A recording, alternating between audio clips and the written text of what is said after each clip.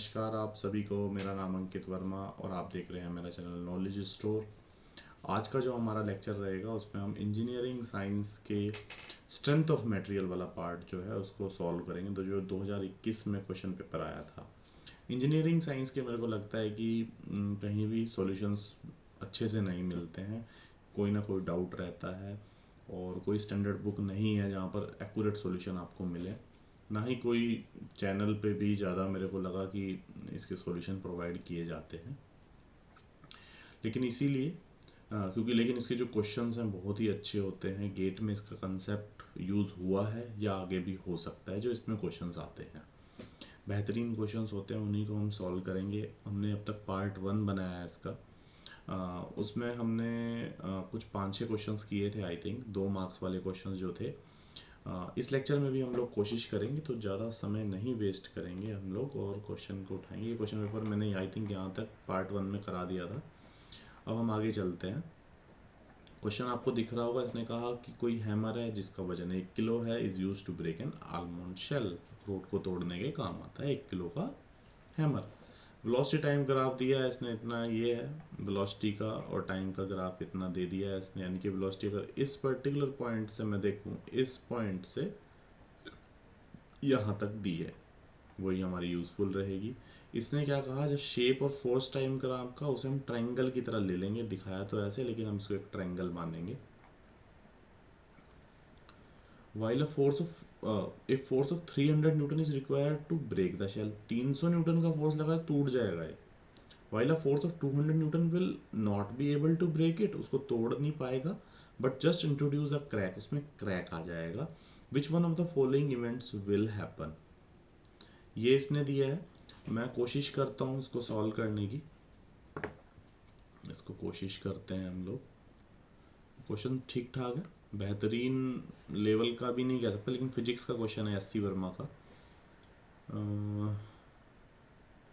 देखो वेलोसिटी कहाँ से कहाँ वेरी कर रही है, यहाँ से इस तरह से वेरी कर रही है, और यहाँ पर 0.3 है और यहाँ पर माइनस के 0.03 है। और फोर्स और टाइम का ग्राफ जो होता है, फोर्स और टाइम का, ये फिजिक्स तो इतनी आप आती होगी, नहीं आती कोई बात नहीं। फोर्स और टाइम का जो एरिया होता है उसको हम इम्पल्स बोलते हैं। And impulse is what, change in momentum, that is mv minus u। यहाँ से हम लोग फोर्स निकालेंगे और उस फोर्स को 200-300 से चेक करेंगे कहाँ पर आ रही है, उस हिसाब से क्वेश्चन करेंगे। तभी मैंने कहा, लेकिन गलतियां क्या करते हैं लोग यहाँ पर, फोर्स और टाइम, अगर आप सीधा सीधा यहाँ पर फोर्स निकालोगे, जो कि मेरे को अब बोलना नहीं चाहिए, यूट्यूब में कहीं कहीं जगह पे गलत भी दिया गया है। काफ़ी लोगों ने मेरे से ये क्वेश्चन पूछा, तभी मैं इस लेक्चर को बना रहा हूँ। मेरे को लगा कि जब इतने बड़े इंस्टीट्यूट में भी गलतियाँ होती हैं तो क्यों ना इसके ऊपर क्वेश्चन कराए जाएँ, गलत नहीं होना चाहिए। तो कहाँ गलतियाँ की, सीधा सीधा एक्सेलरेशन निकाल देते हैं, ठीक है, और उससे फोर्स निकालते हैं MA करके, वहां पर गड़बड़ होगी। क्योंकि इसने क्या कहा, इसने फोर्स और टाइम का जो ग्राफ है ट्रायंगल की तरह से कहा है, तो इसका एरिया क्या होगा हमारा, half into force into time, यही होगा। And that is equals to mv minus u। ठीक है, अब चेंज इन वेलोसिटी आप कहोगे सर 0.3 माइनस इतना लूँ या इतना माइनस इतना लूँ, कुछ भी ले सकते हो। वैसे तो फाइनल ये है, माइनस ये कर दोगे। मास की वैल्यू 1 kg है, तो मैं पूरा सॉल्व करूँगा, डोंट वरी। माइनस 0.3, मास की वैल्यू 1 है, ये 2 उधर जाके इधर 2 हो जाएगा, और टाइम कितना, 3 मिली सेकेंड है। ठीक है, तो कितना हो जाएगा ये, माइनस के 0.33 इंटू 2, माइनस प्लस को छोड़ो ना यार, ये रिएक्शन हो जाएगी, वो तो अपोजिट डायरेक्शन में का कंसेप्ट है वो तो, यहाँ मैग्नीट्यूड की बात कर रहा है वो। तो ये कितना हो जाएगा, 0.11 हो जाएगा, यानी कि 0.22 इंटू 1000 हो जाएगा। कितना आ गया, 220 न्यूटन आया। कई जगह सॉल्यूशन करा है इसमें गलत किया है, ठीक है, वहाँ 110 निकाला हुआ है जो कि गलत है।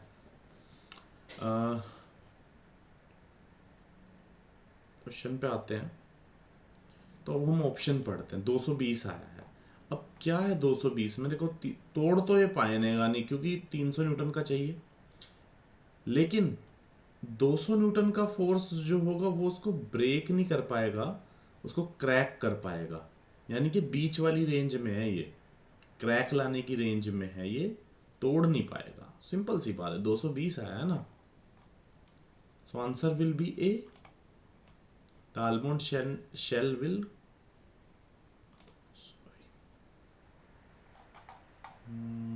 सॉरी एक मिनट,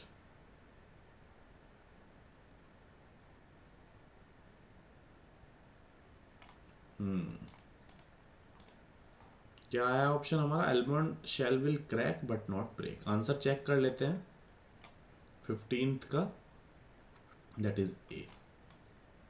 पूरा मैं आपको बता रहा हूँ ट्रिकी क्वेश्चन है, ठीक है। पक्का किसी मतलब काफ़ी लोगों ने शायद पेपर में तो छोड़ ही दिया हो, काफ़ी ऑन द स्पॉट नहीं लगता इतना दिमाग, है ना।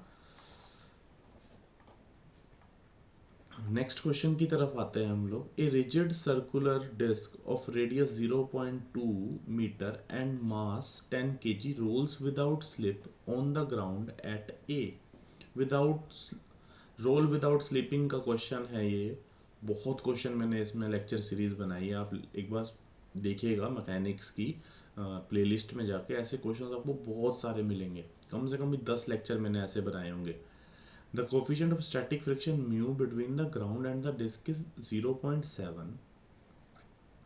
ए torque of 9 newton metre acts on the disc as shown.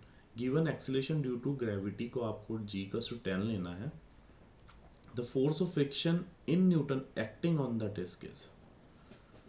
यहाँ पर जो टॉर्क लग रहा है, जस्ट मिनट इसको यहीं सॉल्व करते हैं हम लोग। यहाँ पर जो टॉर्क लग रहा है हमारा, कितना लग रहा है, 9 न्यूटन मीटर का लग रहा है। ये जो पॉइंट है यहाँ पर फ्रिक्शनल फोर्स लगेगा, मैं इसको यहाँ पर F से डिनोट कर देता हूँ।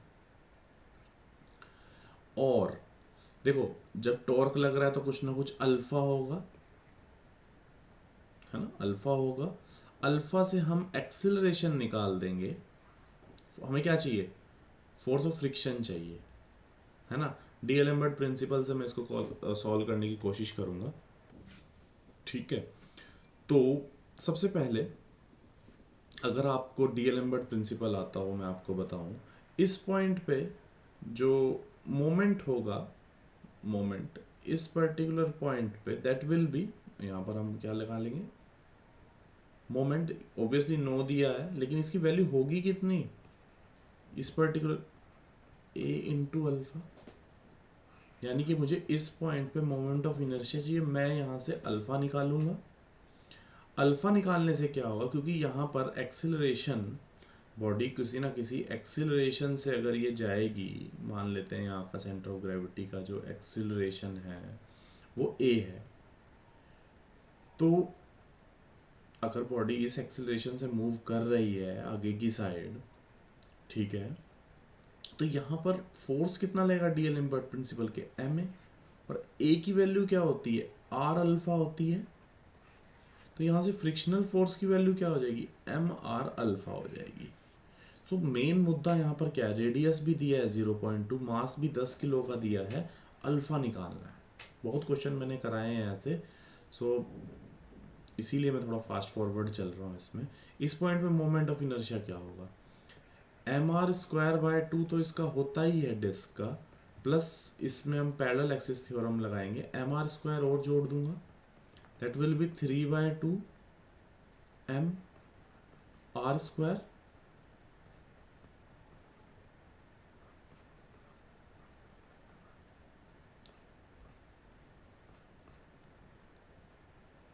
ठीक है, 0.6 आया है, चेक कर लेंगे, कोई दिक्कत नहीं है, गलत भी होगा तो बता देना, ठीक है।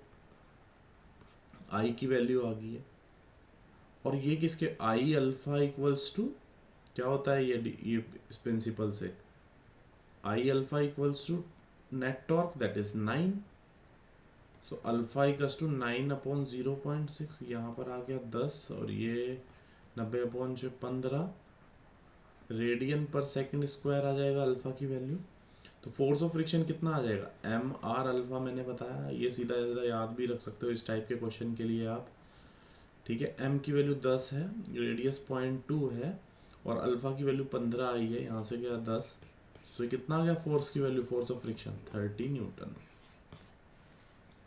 ये भी काफ़ी लोगों ने गलत किया है, लेकिन ये गलत क्वेश्चन गलत करने लायक नहीं है। क्वेश्चन नंबर 16 का आंसर चेक करते हैं। 30 to 30, बिल्कुल 30 आना चाहिए, 30.1 भी नहीं चलेगा, राइट। क्वेश्चन नंबर 17 की तरफ आते हैं हम लोग। ये प्रिस्मेटिक सॉलिड सर्कुलर रॉड है, पहले वाले केस में डी है, लेकिन इसको हमने फिर बेंड कर दिया और कितना डिस्टेंस बेंड कर दिया, एस डिस्टेंस बेंड कर दी, जिसकी वैल्यू डी है, जैसे कि आप लोग यहाँ पर देख रहे हैं। ठीक है, एक्सियल लोड। अब maximum longitudinal stress at a section A be in the road with offset is n times the longitudinal stress in the straight road, what will be the value of n। Chennai वाला accent तो नहीं लगा? ठीक है, तो normal longitudinal stress कितनी होगी, sigma N P/π/4d² या 4P/πd²।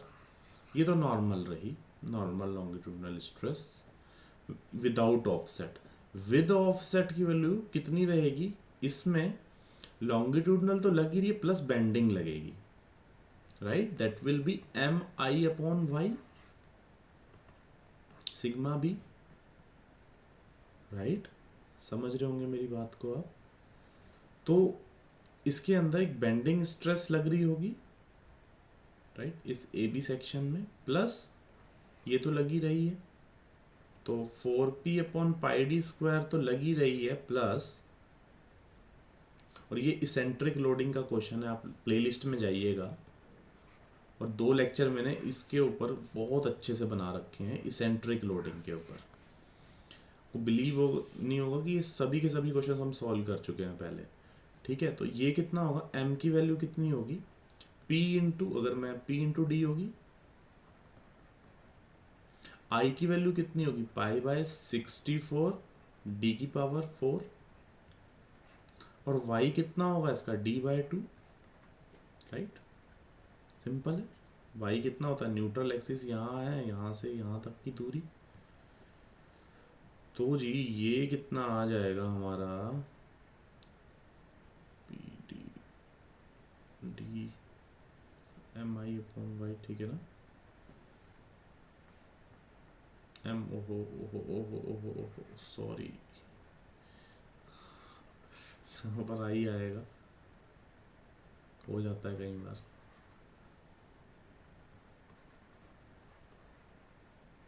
यही होता है, तो y यहाँ पर आता है, तो यहाँ पर ये d/2, ये तो ये आ गया, π/64 d, ये नीचे आएगा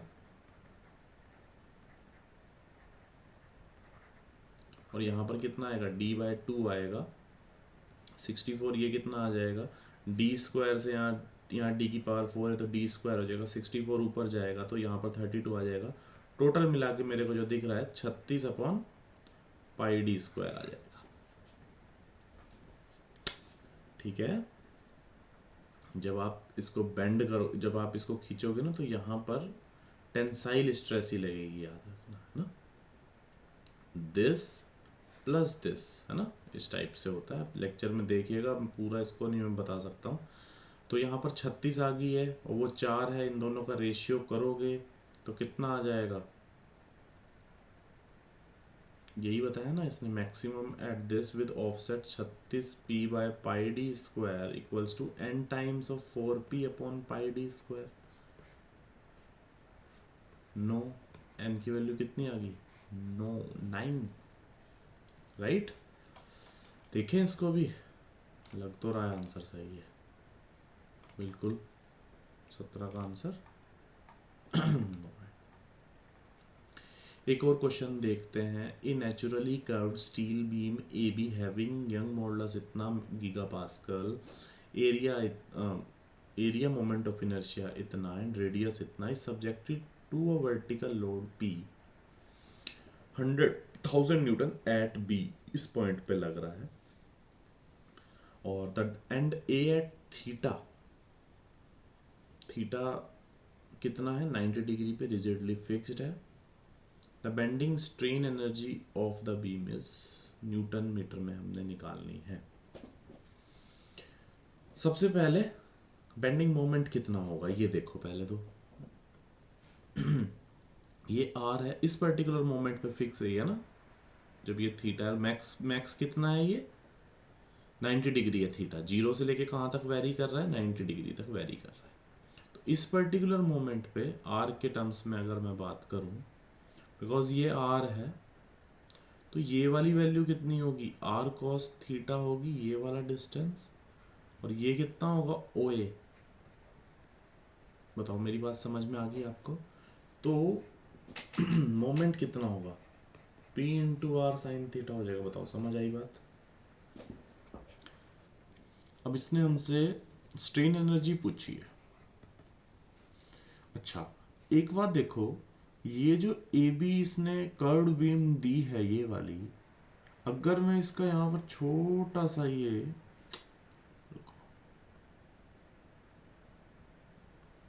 यहाँ पर छोटा सा मैं इसका ये लूं, ठीक है, क्योंकि आएगा तो क्या डिफ्लेक्शन किस में आएगा, चेंज किस में आएगा, इसमें आएगा। इसको मैं dx मान लूं, ये रेडियस है, तो ये dx की वैल्यू क्या होगी r, और इसको एंगल को छोटे से को मैं क्या मान लूं, d थीटा।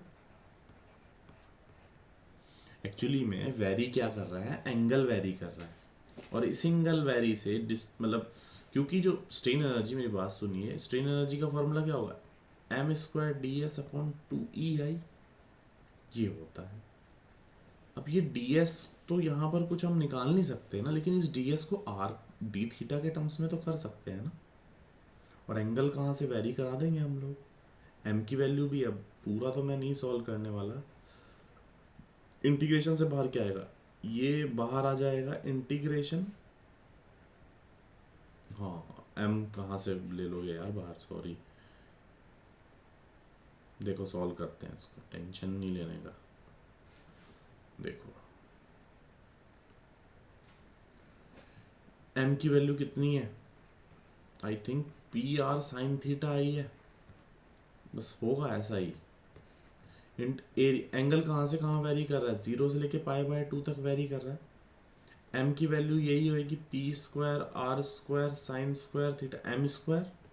ds या dx की जगह हम क्या लिख देंगे, ds ले लो, dx ले लो, जो हमने वो छोटी सी स्ट्रिप ली है वो वहाँ dx लिखा है, तो यहाँ पर भी dx आएगा, और dx की जगह मैं क्या लिख दूंगा, बोलो, r d थीटा लिख दूंगा, 1/2EI, ये तो बाहर आ जाएगा। चलो अब ये भी बाहर ही आ जाएगा, p²r³/2EI sin² थीटा का ऐसा नहीं होगा, 0 से लेके π/2, ठीक है। तो सब चीज़ अब देख लेते हैं, दी भी है नहीं दी है, सब चीज़ हमें दी है, ई की वैल्यू दी है, आई दिया है, रेडियस दिया है, पी भी दिया है, कैलकुलेशन करनी है, और इसका इंटीग्रेशन मैं आपको बता दूं, 1/2 का θ/2, और इसका क्या आ जाएगा sin2 θ/4, 0 से लेके π/2, तो ये कितना आ जाएगा π/4, और sin पाई 0 हो जाएगा, फिर ये 0 सब 0 हो जाएगा, ये π/4 हो जाएगा, इंटू p²r³/2EI। कैलकुलेटर से कर लेना यार, अब इसको ना सब वैल्यूज़ दी हैं, आप चेक करना, आंसर बता देता हूँ, इसी को सॉल्व करके कितना आएगा, 17th को देख लेते हैं हम लोग, 56 से 56, ठीक है, 56.55 आएगा लगभग शायद आंसर, राइट। तो हम लोगों ने यहाँ पर 4 क्वेश्चन यहाँ पर कर लिए हैं। अभी क्या करते हैं, अगले 4 क्वेश्चन हम नेक्स्ट वाले पार्ट में करते हैं। ठीक है, नेक्स्ट अब मैं थोड़ा गैप करके लेक्चर बनाता हूँ इसका। थर्मल स्ट्रेस का है, ये क्वेश्चन है, ये क्वेश्चन है, और कोरोना वायरस वाला क्वेश्चन है। ये भी बेहतरीन क्वेश्चन है, इसको भी देखेंगे सॉल्व करके। राइट, क्वेश्चन देखते हैं हम और नेक्स्ट टाइम मिलते हैं। लेक्चर आपको कैसा लगा प्लीज़ कमेंट करके बताइएगा ज़रूर। नेक्स्ट टाइम मिलते हैं, धन्यवाद।